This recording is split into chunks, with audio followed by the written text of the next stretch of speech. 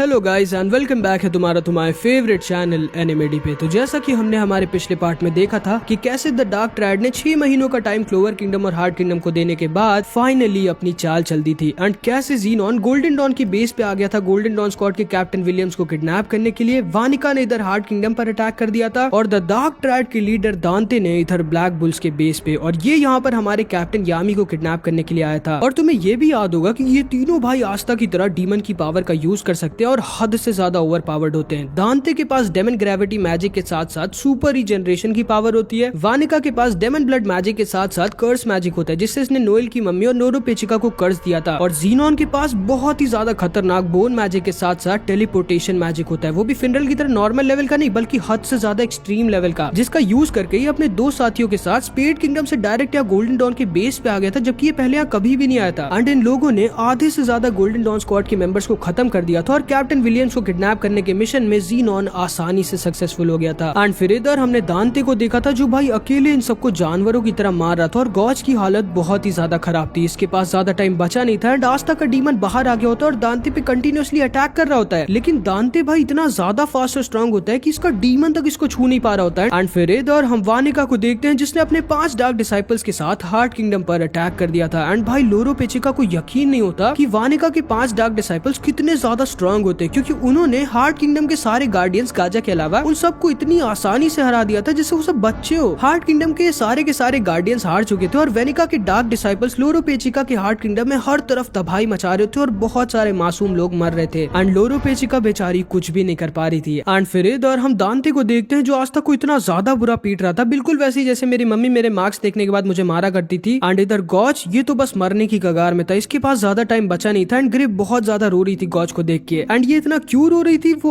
अब हमें पता चलता है। एंड फिर हम ग्रे के पास को देखते हैं। ग्रे के मम्मी पापा बचपन में ही खत्म हो गए थे एंड ये अपनी चाची के साथ रहा करती थी। एंड इसकी चाची और उनकी 2 बेटियां ग्रे को बहुत ज्यादा परेशान करती थी और अपना सारा काम ग्रे से कराती थी। एंड वो दोनों इसे बहुत ज्यादा चिढ़ाती भी थी क्योंकि उनके हिसाब से ग्रे ना बहुत ज्यादा बदसूरत थी। एंड इसीलिए ना ग्रे के इसी पास ट्रॉमा की वजह से ग्रे को अपना असली चेहरा दिखाना किसी को भी पसंद नहीं था। एंड फिर ऐसे ही देखते देखते 15 साल बीत जाते हैं और अब जाके ग्रे को उसका ट्रांसफॉर्मेशन मैजिक मिल जाता है। एंड ताकि इसकी बहनें इसे एक्सेप्ट ना करे, उसे चिढ़ाए ना, इसीलिए ग्रे अपने बहनों जैसी ट्रांसफॉर्म हो जाती है क्योंकि इस बेचारी को लगा था ऐसे इसकी बहनें इसे एक्सेप्ट कर लेंगी, लेकिन जैसा इसने सोचा था वैसा बिल्कुल भी नहीं होता। इसकी बहनें और ज्यादा गुस्सा जाती हैं ग्रे को ऐसा देखकर क्योंकि अब वो लोग इसे चिढ़ा नहीं सकती थी। एंड वो दोनों ना इस पर अटैक कर देती है एंड उनसे बचने के लिए ग्रे अपने घर से भाग जाती है, लेकिन रास्ते में इसके सामने 3 बदमाश आ जाते हैं जो इसे छेड़ने लग जाते हैं। एंड ग्रे का मैजिक तो ऐसा था भी नहीं कि वो इनसे लड़ सके। ग्रे को समझ नहीं आता कि वो क्या करे, लेकिन तभी गॉज वहाँ पर आ जाता है और वो ना इन तीनों बदमाशों को मार पीट कर उनकी बैंड बजा देता है और फिर ग्रे से कहता है, ओए लड़की वापस घर जाओ, इधर सेफ नहीं है, और अगर तुम अपने घर से भागी हो तो यहाँ से थोड़ी दूर पे एक शहर है, वहाँ तुम जा सकती हो। एंड तभी उसी दिन ना ग्रे को गॉज से प्यार हो गया था एंड ग्रे डिसाइड कर लेती है कि वो वापस घर नहीं जाएगी। एंड फिर थोड़े दिन इधर उधर ग्रे भटकती है और थोड़ी बहुत ठोकर खाती है, लेकिन फिर किस्मत का खेल तो देखो, यामी सर इसे मिल जाते हैं जिसको ब्लैक बुल्स में ऐड कर लेते हैं। एंड कमाल की बात ये होती है कि ना तो सिर्फ ग्रे को एक नई फैमिली मिल जाती है बल्कि साथ ही साथ गॉज भी इसे मिल जाता है जो कि इसी स्क्वाड में था। एंड भले इसने गॉज को कभी बताया नहीं होता, लेकिन ये गॉज से ना बहुत प्यार करती थी एंड इसीलिए ये कुछ भी करके गॉज को मरने नहीं दे सकती थी। एंड ये सिचुएशन, ग्रे का प्यार, गॉज की हालत, ये सब के सब ना ग्रे का ट्रू मैजिक अवेकन कर देते हैं, जो कि ट्रांसफॉर्मेशन मैजिक नहीं होता बल्कि कोई और ही मैजिक होता है जो कि अभी तक पता नहीं चला कि क्या है। लेकिन अपने असली मैजिक का यूज कर ग्रे पता नहीं कैसे, लेकिन ना तो सिर्फ इस स्क्वाड को गायब कर देती है बल्कि गॉज के वुंड और इसके दिल को भी पूरी तरह से हील कर देती है। एंड ग्रे इस तरह गॉज की जान को बचा लेती है जो कि लगभग इम्पॉसिबल था। लेकिन तभी इधर आस्था बेहोश और बहुत ज्यादा इंजर्ड होकर जमीन पर गिर जाता है और दांते इन दोनों के पास आकर इनसे कहता है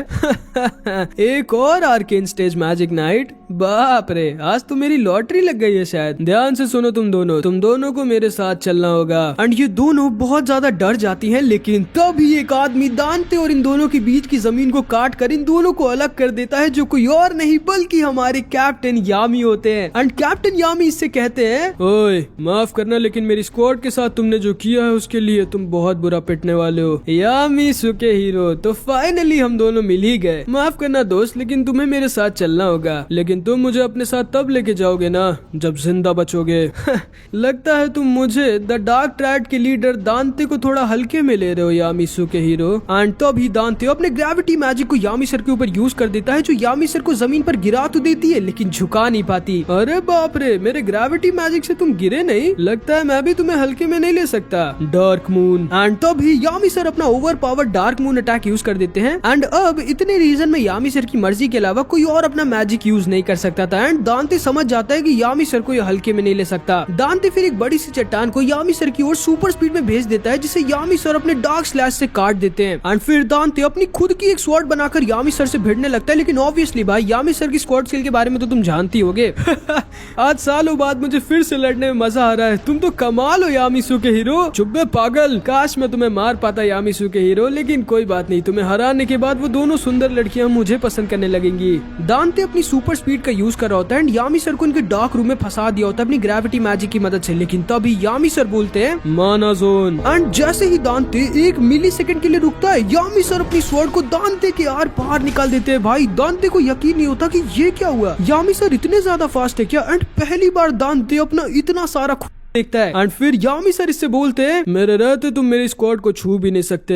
एंड फिर इधर हम देखते हैं लोरो पेचिका बहुत टेंशन में होती है, लेकिन तभी एक डार्क डिसाइपल याइन के पास आ जाता है। लेकिन ये तीनों तुरंत ही इस एक डार्क डिसाइपल को आसानी से निपटा देती हैं। लेकिन भाई ये तीनों डार्क डिसाइपल लक, चार्मी और लियो के ऊपर बहुत भारी पड़ रहे होते हैं, क्योंकि ऑब्वियसली भाई इन लोगों के पास डेमन की पावर होती है। एंड लक का सामना जिससे हो रहा होता है ना, वो अपनी बॉडी को जब मन करे बहुत ज्यादा सॉफ्ट और जब मन करे बहुत ज्यादा हार्ड कर सकता था। एंड इसके डेमन पावर की वजह से ये और ही ज्यादा स्ट्रॉन्ग हो गया था। एंड तब ये लक से कहता है आखिर जब मुझे हार्ट किंगडम का एक गार्डियन नहीं हरा पाया तो फिर तुम मुझे क्या हराओगे लड़के। लक बहुत ज्यादा इंजर्ड हो गया था, लेकिन ये हार नहीं मानने वाला था भाई, क्योंकि इसे लड़ने में ना बहुत मजा आ रही थी। एंड तब भाई लक अपना नया और स्ट्रॉन्गेस्ट अटैक लाइटनिंग कैरानॉस का यूज कर देता है। एंड भाई खुद को पूरा का पूरा एक गोली की तरह इस डीमन के आर पार निकाल देता है। एंड इस तरह लक इस एक डार्क डिसाइपल को तो हरा देता है। एंड फिर इधर हम लियो को देखते हैं, जिसका सामना एक ऐसे डार्क डिसाइपल से हो रहा होता है जिसके पास long range sniper devil magic होता है, जिससे ना ये अपने मैजिक प्रेजेंस को गायब कर सकता था। और ये दूर से लियो के ऊपर बहुत ही ज्यादा खतरनाक अटैक से अटैक कर रहा होता है, जो कि किसी भी डायरेक्शन से आ रहे होते हैं, कभी भी आ रहे होते हैं और बहुत ही ज्यादा फास्ट आ रहे होते हैं। लियो ना चाहकर भी इनसे बच नहीं सकता था और छुप भी नहीं सकता था, क्योंकि इसकी डेविल आइज हर तरफ से लियो को देख रही थी। मैं चाहूँ तो तुम्हें एक अटैक में मार सकता हूँ, लेकिन मुझे लोगों को तड़पा तड़पा कर मारना बहुत पसंद है। एंड लियो को ना कंटिन्यूअसली इसके अटैक्स लग रहे होते हैं। लियो बहुत ज्यादा इंजर्ड होता जा रहा होता है। एंड बेचारा लियो कुछ कर भी नहीं पा रहा होता, क्योंकि इसे दिख ही नहीं रहा होता, इसे पता ही नहीं था कि आखिर ये छुपा कहाँ है। एंड ना तो लियो भाग सकता था, क्योंकि इसका टीचर यहाँ पर बहुत ज्यादा इंजर्ड पड़ा हुआ था। लियो को बार बार इसके बहुत ज्यादा खतरनाक अटैक चारों तरफ से लग रहे होते हैं, और इसके हर एक अटैक बहुत ही ज्यादा दर्दनाक और खतरनाक होते हैं। एंड तो अभी लियो समझ जाता है कि वो ऐसे इसे नहीं हरा सकता, तो अगर इसने जल्दी कुछ नहीं किया तो ये और इसके टीचर दोनों मारे जाएंगे। इसीलिए तभी लियो तैयार हो जाता है एक बहुत बड़ा रिस्क लेने के लिए। ये अपनी पूरी मैजिकल पावर का यूज कर एक बहुत ही बड़ा मैजिक सर्कल बना देता है, जो कि इस पूरे के पूरे एरिया को घेर लेता है। क्योंकि ऑब्वियसली भाई इसके पास बहुत ज्यादा मैजिक होता है, क्योंकि एक रॉयल फैमिली का होता है, इसीलिए इसका मैजिक सर्कल हद से ज्यादा बड़ा होता है। एंड ये बेचारा डार्क डिसाइबल भी इसी सर्कल के अंदर फंस जाता है। एंड लियो भाई इस पूरे के पूरे एरिया को अपने फायर मैजिक से एक वोल्केनो बना देता है, जिससे डार्क डिसाइपल जल जाता है और जोर जोर से चिल्लाने लगता है। एंड इसकी आवाज को सुनकर लियो इसे ढूंढ लेता है और फिर इसकी बैंड बजा देता है। एंड इधर हम देखते हैं चार्मी और इस डार्क डिसाइपल की बहुत ही भयानक फाइट हो रही होती है। एंड चार्मी बहुत गुस्सा होती है, क्योंकि ना तो इसने इसके टीचर को अधमरा कर दिया होता है, बल्कि साथ ही साथ इसने इतने बड़े जंगल को भी जला दिया होता है, जहाँ से चार्मी रोज टेस्टी टेस्टी फ्रूट खाती थी। एंड तब ये डार्क डिसाइपल चार्मी से कहती है चिंता मत करो मोटी लड़की, मैं तुम्हें और तुम्हारी टीचर दोनों को मार दूंगी। एंड तब ये अपने डेविल हेयर से चार्मी के ऊपर अटैक कर देती है और चार्मी को बहुत ज्यादा इंजर्ड कर देती है। इसकी मैजिक शीप भी गायब हो जाती है एंड ये चार्मी को अपने डेविल हेयर ट्रैप से पकड़ लेती है। लेकिन तभी चार्मी भाई फिर से अपने ट्रू फॉर्म में आ जाती है, वही फॉर्म जिसमें चार्मी की मैजिक शीप एक वुल्फ बन जाता है। एंड ये वुल्फ जितना भी मैजिक खाता है उतना मैजिक चार्मी के अंदर आता जाता है और चार्मी और ज्यादा स्ट्रॉन्ग होती जाती है। इन लोगों को यकीन नहीं होता कि ये क्या हो गया चार्मी को, अचानक से चार्मी इतनी बदल कैसे गई। एंड तभी चार्मी इससे कहती है जो तुमने किया है उसकी सजा पाने का टाइम आ गया। एंड तभी चार्मी का मैजिक वुल्फ भाई इस डार्क डिसाइपल के डेविल हेयर्स को मस्त नमक मिर्च डाल के फ्राई करके चाउमीन बना के खाने लगता है। भाई इन सब को इस डार्क डिसाइपल को समझ नहीं आ रहा था कि ये कैसा मैजिक है। एंड ये मैजिक वुल्फ इसके सारे के सारे डेविल हेयर्स को खा जाता है। एंड इस तरह चार्मी इस डार्क डिसाइपल की भी बैंड बजा देती है। एंड इधर गाजा भी एक और डार्क डिसाइपल को आसानी से निपटा देता है। एंड ये सारे के सारे बहुत खुश हो जाते हैं, क्योंकि वानिका के 5 सुपर स्ट्रॉन्ग डार्क डिसाइपल्स किसी तरह हार गए थे। एंड अब जाके लोरो पेचिका की सांस में थोड़ी सांस आ जाती है। लेकिन तभी अब इन तीनों के सामने आ जाती है द डार्क ट्रायड की मेंबर, ब्लड और कर्स मैजिक की यूजर, मैगिक्यूला डीमन की होस्ट वानिका।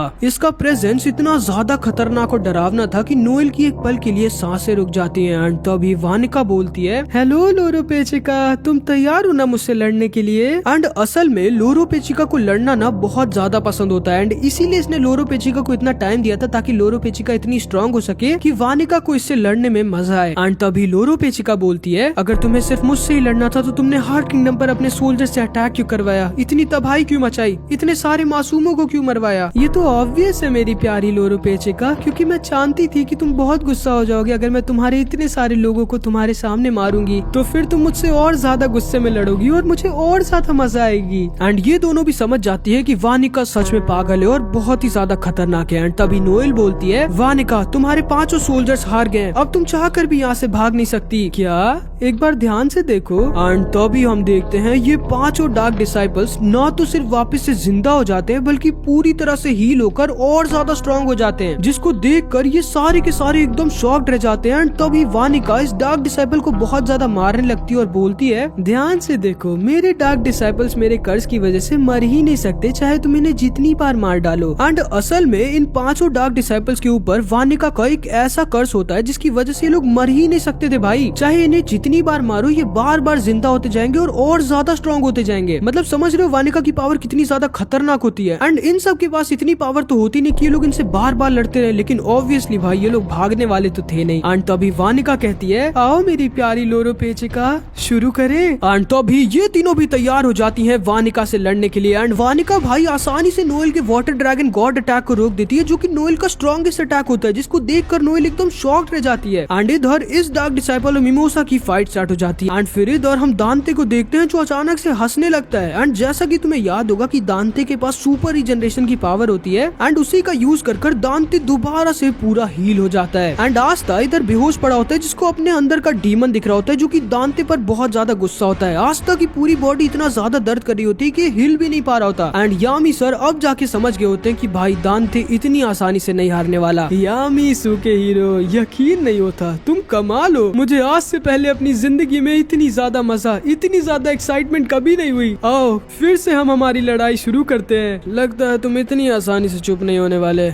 अच्छा पहले मुझे ये बताओ कि तुम मुझे क्यों किडनैप करना चाहते हो? क्योंकि तुम और गोल्डन डॉन का कैप्टन हमारी चाबी हो। तुम दोनों का ही इस्तेमाल कर हम लोग ट्री ऑफ हेल को बना पाएंगे, जो कि इस वर्ल्ड और अंडर वर्ल्ड को कनेक्ट करेगा। एंड असल में ये होता है द डार्क ट्रायड का प्लान। ये लोग यामी सर और कैप्टन विलियम्स के डार्क मैजिक और वर्ल्ड ट्री मैजिक का यूज कर ट्री ऑफ हेल को बनाना चाहते हैं, जो कि अंडर वर्ल्ड और ओवर वर्ल्ड के रास्ते को खोल देगा, जिससे सारे के सारे डीमंस अंडर वर्ल्ड से यहाँ ओवर वर्ल्ड में आ पाएंगे, वही अंडर वर्ल्ड जहाँ से जागरेड आया था। एंड इस चीज को सुनते ही यामी सर एकदम सीरियस हो जाते हैं और समझ जाते हैं कि दांते का मरना जरूरी है। एंड फिर इधर हम स्पेड किंगडम में एक आदमी को देखते हैं जो कि दांते के कमरे में होता है और इस ट्री ऑफ हेल के बारे में पढ़ रहा होता है। लेकिन तभी इसके पीछे एक सोल्जर आ जाता है और इससे कहता है, ओए कौन हो तुम और तुम यहाँ लॉर्ड दांते के कमरे में क्या कर रहे हो? कहीं तुम स्पाई तो नहीं? एंड इस सोल्जर को ये आदमी एक बार में आसानी से अपने शैडो मैजिक से खत्म कर देता है। एंड भाई मैं बता दूं कि ये कैरेक्टर भी मेरा ब्लैक क्लोवर में one of the most favourite character है। एंड इसका नाम होता है नाच, जिसको अभी हम आगे देखेंगे। एंड फिर इधर हम देखते हैं मिमोसा ने इसे और इसने मिमोसा को पूरी तरह से अपने अपने मैजिक से पकड़ लिया होता है और ये दोनों साथ में मिलकर वानिका से लड़ रही होती हैं। एंड वानिका भाई सच में पूरी पागल होती है। एंड जैसी लोरोपेचिका को द डार्क ट्रायड के असली प्लान के बारे में पता चलता है, ये तुरंत ही अपना स्ट्रॉन्गेस्ट अटैक यूज कर देती है। एंड लोरोपेचिका वानिका को अपने स्पिरिट वाटर प्रिजन में पकड़ लेती है, जो कि कोई नॉर्मल वाटर प्रिजन मैजिक नहीं होता, बल्कि इस वाटर प्रिजन मैजिक में वानिका की डीमन ब्लड पावर आधी हो जाती है। एंड नोएल का power Valkyrie armour double strong हो जाता है। नोएल का पूरा फॉर्म बदल जाता है एंड अपने नए strongest form Valkyrie mermaid form में ट्रांसफॉर्म हो जाती है एंड बहुत ज्यादा फास्ट और स्ट्रॉन्ग हो जाती है। एंड इवन दो भाई वानिका का डेमन ब्लड मैजिक की पावर आधी हो गई होती है, लेकिन फिर भी ये हद से ज्यादा स्ट्रॉन्ग होती है। एंड फिर नोएल और वानिका में बहुत ही खतरनाक लड़ाई होने लगती है। एंड इधर यामी सर और दांते में, यामी सर जानते थे कि अगर इन्होंने एक भी गलती की या फिर एक भी मिली सेकंड के लिए इनका ध्यान भटका तो यामी सर तुरंत ही मारे जाएंगे। दांते भाई अपनी फुल 80% डेविल की पावर का यूज कर रहा होता है और ये लोग तो भाई डर के मारे हिल ही नहीं पा रहे होते, क्योंकि ये लोग जानते थे कि अगर ये लोग हिले तो दांते ने तुरंत तुरंत ही मार देगा, जो कि यामी सर की मुसीबतों को और ज्यादा बढ़ा देगा। दांते यामी सर पर अपनी ग्रेविटी बॉल से अटैक कर देता है, जो कि इतना ज्यादा खतरनाक होता है कि एक पहाड़ को एक बार में गायब कर देता है। एंड क्योंकि भाई दांते की ग्रेविटी मैजिक स्पेस को कंट्रोल कर सकती थी, इसलिए यामी सर का डायमेंशन स्लैश अटैक भी इसे छू ही नहीं पा रहा होता। एंड अगर अभी यामी सर के पास इनका डार्क मून अटैक ना होता तो ये कब का मर चुके होते अपने दांते की ग्रेविटी मैजिक से। एंड जब भी भाई दांते को यामी सर के अटैक्स लग भी रहे होते तो दांते बार बार रीजनरेट कर दोबारा से हील हो जा रहा होता है। चारों तरफ से यामी सर के ऊपर अटैक पे अटैक आ रहे थे। यामी सर को समझ नहीं आ रहा था कि ये क्या करे। एंड तभी यामी सर दांते की एक बड़ी सी चट्टान के नीचे फंस जाते हैं। एंड दांते उस चट्टान को जमीन पर पटक देता है। Yami sir! लेकिन ये चट्टान काफी नहीं थी हमारे यामी सर को मारने के लिए। एंड यामी सर कहते हैं, मेरी चिंता मत करो गधे, और ध्यान से देखो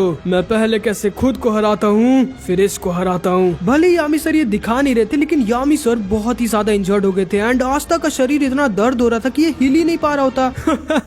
यामिसू के हीरो तुम तो कमाल हो, माना जोन। एंड तो भी यामी सर अभी इसी टाइम पर अपना एक नया अटैक अनलॉक कर देते हैं, जिसका नाम होता है द डार्क बॉम्ब। एंड अपने इस अटैक से यामी सर दांते की बॉडी को बीच से ब्लास्ट कर देते हैं भाई। एंड खुश हो जाते हैं, क्योंकि इन्हें लगा था कि दांते भी जागरेट की तरह खत्म हो जाएगा जब इसका दिल तबाह हो जाएगा।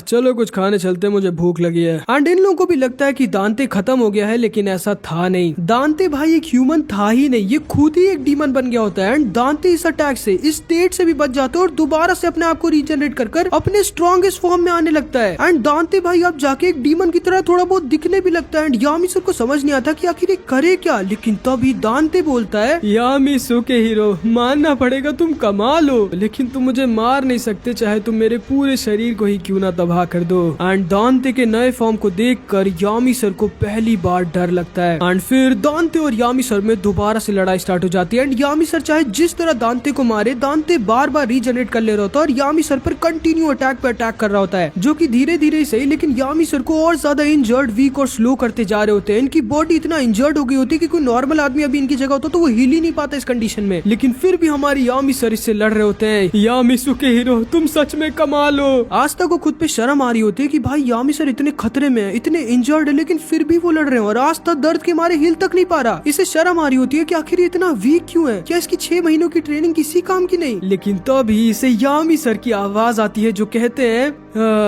मैं कहना तो नहीं चाहता, लेकिन मैं इसे अकेले नहीं हरा सकता, मुझे तुम्हारी जरूरत है गधे। एंड भाई जैसे ही आस्था ये सुनता है कि द यामिसू के हीरो, वो जो आस्था का टीचर है, वो जो अकेले पूरे किंगडम को हराने की ताकत रखता है, वो जिसकी आस्था सबसे ज्यादा रिस्पेक्ट करता है, वो जिसने आस्था की जिंदगी को बदला होता है, उसको हमारे आस्था भाई की जरूरत है। आस्था अपने दर्द को भूल जाता है। अगले ही पल यामी सर के बगल में अपने टूटे हुए शरीर और अपने एंटी मैजिक स्वॉर्ड के साथ खड़ा होता है, एक ऐसे अपोनेंट से लड़ने के लिए जिसको मारना लगभग नामुमकिन है। एंड इन दोनों के फेस पर एक स्माइल होती है। तैयार हो ना गधे? जी हाँ यामी सर। एंड फिर इधर हम देखते हैं, इवन तो वानिका की डेविल पावर्स आधी हो गई होती है, लेकिन फिर भी इस समय नोएल वानिका को टच तक नहीं कर पा रही होती है। एंड तभी वानिका अपने मैक्सिमम 70% डेविल की पावर को यूज करने लगती है, जिसको देखकर ये लोग थोड़ा खुश हो जाते हैं, क्योंकि असल में इन लोगों का यही प्लान था कि जैसे ही वानिका अपनी मैक्सिमम 70% डेविल की पावर को यूज करेगी, नेरो वहाँ पर आकर वानिका की फुल डीमन पावर को अपने सीलिंग मैजिक से सील कर देगी। एंड इन लोगों का प्लान लगभग परफेक्ट था, लेकिन इन लोगों से एक गलती हो जाती है। इन लोगों को मैगिक्यूला डीमन की असली पावर का अंदाजा नहीं था। एंड क्योंकि नेरो का सीलिंग मैजिक भी लोरोपेचिका के इस वाटर प्रिजन में वानिका के मैजिक की तरह बहुत वीक हो गया था, इसीलिए ये लोग अपने इस प्लान से वानिका को तो सील कर ले जाते, लेकिन मैगिक्यूला डीमन को नहीं। एंड अब भाई मैगिक्यूला होश में आ जाती है। एंड मैगिक्यूला एक बार में ना तो सिर्फ इस वाटर प्रिजन को अपने ब्लड मैजिक से तबाह कर देती है, बल्कि साथ ही साथ नेरो को अपने सीलिंग मैजिक से पकड़ लेती है और नोएल और उदीने को बहुत ज्यादा इंजर्ड कर देती है। एंड उदीने को तो ये कर्ज तक कर देती है, जिससे उदीने बहुत ज्यादा वीक हो जाती है और अब वो लोरोपेचिका की मदद नहीं कर पाएगी। लोरोपेचिका जब पहली बार मैगिक्यूला को अपने सामने देखती है एंड उदीने और नोएल की हालत को देखती है, इसकी रूह कांप जाती है। तुम सब ने मुझे मजबूर कर दिया होश में आने के लिए, तुम सब लोग काबिलिए तारीफ हो। मैगिक्यूला तुम बाहर क्यों आई? मुझे जरूरत नहीं थी तुम्हारी। आओ ना मेरी प्यारी लोरोपेचिका, हम लोग फिर से लड़ाई शुरू करते हैं। लेकिन अब लोरोपेचिका खुद को संभाल नहीं पाती। ये उदीने जो इसकी मम्मी की तरह बचपन से इसका ख्याल रखती थी, उसकी हालत को देखकर अंदर से टूट जाती है। इसे मैगिक्यूला से इतना डर लगने लगता है कि ये वहीं पर फूट फूट कर रोने लगती है। एंड वानिका समझ जाती है कि अब लोरोपेचिका में इतनी हिम्मत नहीं कि वो इससे लड़ सके। एंड इसीलिए ये कहती है, हाँ, अब तुम मेरे किसी काम की नहीं लोरोपेचिका। एंड वानिका वानिका तैयार हो जाती है लोरोपेशिका को खत्म कर देने के लिए, लेकिन तभी नोएल इस पर अटैक कर देती है। एंड इवन दो भाई नोएल इतनी ज्यादा इंजर्ड होती है, लेकिन फिर भी ये वानिका के अंदर अपने वाटर स्वॉर्ड को घुसेड़ देती है। एंड अब जाके वानिका को नोएल की मम्मी याद आ जाती है, जो कि हद से ज्यादा स्ट्रॉन्ग थी, जिसको इसने अपने कर से मारा था। ओह, तो तुम उसकी बेटी हो, मुझे बहुत ज्यादा मजा आई थी उससे लड़ने में। ठीक है। एंड तभी ये लोरोपेचिका को पकड़ लेती है और वहाँ से जाने लगती है। नोएल से कहती है, अब क्योंकि लोरोपेचिका मेरे किसी काम की नहीं है, इसलिए तुम मेरा अगला खिलौना बनोगी। तुम्हारे पास एक हफ्ता है तुम्हारी दोस्त को बचाने के लिए। तुम्हारी हिम्मत हो तो जितना स्ट्रॉन्ग हो सके हो जाना और फिर अपनी दोस्त के लिए मुझसे आके लड़ना। वानिका मैम, हम इतनी जल्दी वापस जा रहे हैं क्या? नहीं, सिर्फ मैं वापस जा रही हूँ, तुम सब मेरे किसी काम के नहीं हो। एंड तभी वानिका फिर से इन पांचों के ऊपर अपने कर्ज को एक्टिवेट कर देती है एंड इन सबको एक बॉम्ब की तरह ब्लास्ट करने वाली होती है। नहीं वानिका मैम, प्लीज। एंड ये पांचों के पांचों डार्क डिसाइपल्स बहुत ही ज्यादा बड़ा ब्लास्ट होने वाले होते हैं, जिससे और ज्यादा तबाही मचेगी और भी बहुत सारे लोग मर जाएंगे। एंड तभी ये कहती है, याद रखना तुम्हारे पास सिर्फ एक हफ्ता है मेरी प्यारी नोएल। वानिका। एंड फिर इधर हम इन दोनों को देखते हैं, जो कि हद से ज्यादा खतरनाक दांते से लड़ रहे होते हैं। एंड भाई इवन तो आस्था अपने डीमन की पावर को यूज कर रहा होता है, लेकिन फिर भी ये दांते के अटैक्स और यामी सर की स्पीड को मैच ही नहीं कर पा रहा होता। एंड यामी सर को बार बार आस्था को बचाना पड़ रहा होता है, लेकिन दांते भाई आस्था के अटैक्स को यामी सर के अटैक्स की तरह डायरेक्ट ले नहीं रहा होता, वो उन्हें डॉज कर रहा होता है। एंड यामी सर तुरंत ही समझ जाते हैं कि जागरेट की तरह दांते भी आस्था के अटैक से उस स्पीड से रीजनरेट नहीं कर सकता जिस स्पीड से यामी सर के अटैक से रीजनरेट कर रहा होता है। एंड तभी दांते बोलता है, अपने साथ साथ तुम इसकी भी जान को मुझसे लड़ते वक्त बचा रहे हो, तुम तो कमाल हो यामिसु के हीरो।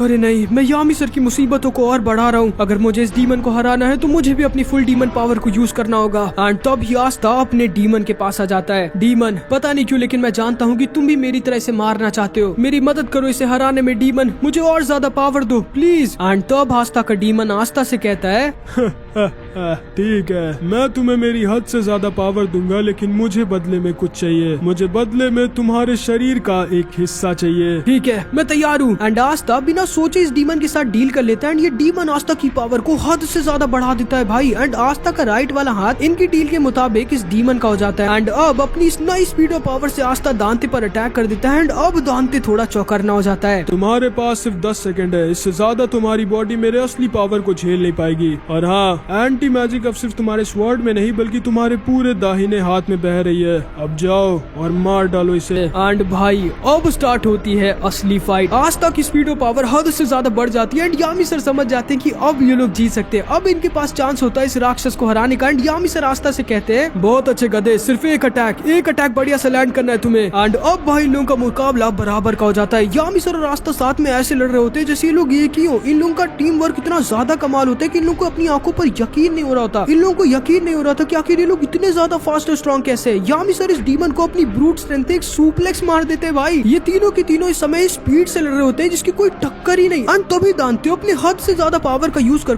बहुत ही सारे चट्टानों को एक साथ मिलाकर एक बहुत ही बड़ी सी स्वॉर्ड बना देता है और इन लोगों पर अटैक कर देता है। लेकिन भाई यामी सर और आस्था साथ मिलकर इस बड़ी सी स्वॉर्ड को बीच से फाड़ देते हैं। एंड अब सिर्फ 3 सेकंड रह गए होते हैं आस्था की डीमन पावर को खत्म होने में। एंड दांते भाई पागल हो जाता है, इसकी रीजनरेशन अनकंट्रोलेबल हो जाती है। एंड दांते अपनी फुल पावर का यूज करने लग गया होता है। ये आस्था की एक एक कर तीनों स्वॉर्ड को इससे छीन लेता है एंड आस्था को मारने वाला होता है। लेकिन तभी यामी सर इसे अपने डार्क बॉम्ब से बचा लेते हैं। सिर्फ 1 सेकंड रह गया होता है आस्था की पावर को खत्म होने में। एंड आस्था और यामी सर दांते के ठीक सामने होते हैं, लेकिन आस्था के पास उसकी एक भी स्वॉर्ड ही नहीं होती कि वो दांते पर अटैक कर सके। आस्था को समझ नहीं आता कि अब वो क्या करे। जब उसके पास उसकी स्वॉर्ड ही नहीं है तो ये दांते पर कैसे अपना एक अटैक लैंड करे। 1 सेकंड से भी कम रह गया होता है आस्था की पावर को खत्म होने में। लेकिन तभी यामी सर अपनी स्वॉर्ड को आस्था को पास कर देते हैं भाई। एंड जैसा कि तुम्हें पता होगा कि एंटी मैजिक अभी सिर्फ आस्था की स्वॉर्ड में नहीं बल्कि इसके पूरे के पूरे राइट आर्म में बह रहा होता है। आस्था की एंटी मैजिक पावर यामी सर की स्वॉर्ड में पूरा भर जाती है। एंड हमारे आस्था भाई यामी सर की स्वॉर्ड का यूज कर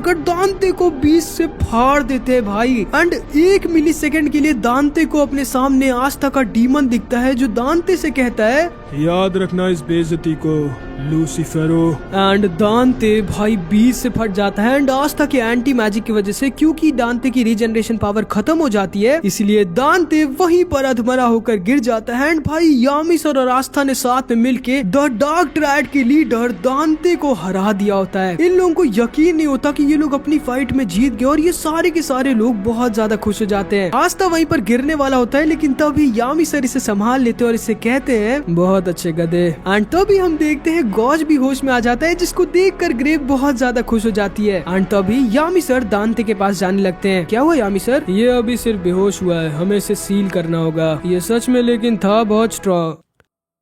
लेकिन तभी हम अचानक से देखते हैं यामी सर के बगल में खड़ा होता है द डार्क ट्रायड का दूसरा मेंबर ज़ीनॉन। एंड क्योंकि यामी सर इतने ज्यादा इंजर्ड होते हैं और इनके पास इनकी स्वॉर्ड भी नहीं होती, ज़ीनॉन यामी सर को पकड़ लेता है, जिससे यामी सर अब छूट नहीं सकते थे। ये सब कुछ इतना ज्यादा फास्ट होता है कि इन सबको समझ ही नहीं आता कि ये क्या हो गया। फिनरल देख लेता है कि ज़ीनॉन ने कैप्टन विलियम्स को भी पकड़ा होता है और इसके पास से बहुत ही ज्यादा खतरनाक डीमन की पावर निकल रही होती है। ज़ीनॉन दांते को भी उठा लेता है और यामी सर और कैप्टन विलियम्स के साथ वापस पेट किंगडम जाने लगता है। रोको उसे! ये सारे के सारे ज़ीनॉन को रोकने की कोशिश करते हैं, लेकिन ये सारे बहुत ज्यादा वीक थे। एंड तभी आस्था दोबारा से अपने डीमन के पास आ जाता है और इससे कहता है प्लीज डीमन, मेरा एक और हाथ ले लो, मेरी पूरी बॉडी ले लो, लेकिन बस एक और बार मुझे वो पावर फिर से यूज करने दो। लेकिन तभी ये डीमन बोलता है नहीं, अगर मैंने फिर से वही पावर तुम्हें दी तो तुम्हारी बॉडी मेरे पावर को झेल नहीं पाएगी और तुम फट जाओगे। प्लीज मैं नहीं फटूंगा, मेरा यकीन करो। तुम्हें समझ नहीं आता क्या?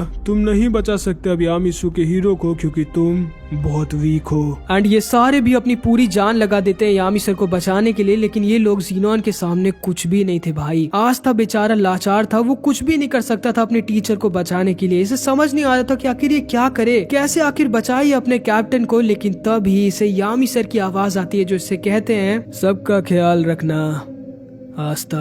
एंड जिंदगी में पहली बार आस्था यामी सर को इतना वीक देखता है। जिंदगी में पहली बार आस्था यामी सर को इतना बेबस देखता है। एंड आस्था जोर से चिल्लाता है Yami sir. And Xenon, Yami sir, captain Williams और दांते के साथ वापस पेट किंगडम लौट जाता है और द डार्क ट्रायड अपने प्लान में सक्सेसफुल हो जाते हैं। एंड ये लोग बेचारे कुछ भी नहीं कर पाते। आस्था और यूनो अंदर ही अंदर टूट गए होते हैं कि ये लोग इतने वीक होते हैं कि ये लोग अपने कैप्टन तक को बचा नहीं पाए। एंड ये सारे इस बात को समझ जाते हैं कि इस बार इन सब का सामना ऐसे दुश्मनों से हो रहा है जिनके सामने इनका जीतना नामुमकिन है। सॉरी गाइज, ये पूरा पार्ट 30 नहीं है, बस 10 मिनट का थोड़ा सा और रह गया, वो अच्छे से बन नहीं पाया तो उसको दोबारा से मेरे को बनाना पड़ेगा। एंड बाकी का पार्ट 30 ना मैं 2-3 दिन में ही डाल दूंगा पक्का, तो बस थोड़ा सा वेट और कर लेना प्लीज। और हाँ, जरूर बताना कि तुमको इतना पार्ट कैसे लगा। और हाँ, इस वीडियो का टारगेट है लगभग 2000 कमेंट्स, तो कुछ भी कमेंट जरूर से कर देना। ये रहे मेरे कुछ प्यारे प्यारे चैनल मेंबर्स, अगर तुमको भी ऐसे शाउट आउट चाहिए तो तुम मेरी मेंबरशिप ले सकते हो। ये वाली वीडियो अभी तक की नहीं देखी है तो जाके देख लो, ये भी बहुत मस्त है। तो बस इस वीडियो में इतना ही, मिलते हैं अगले पार्ट में जो कि 2-3 दिन में आ जाएगा। तब तक के लिए अपना ख्याल रखना, बाय बाय।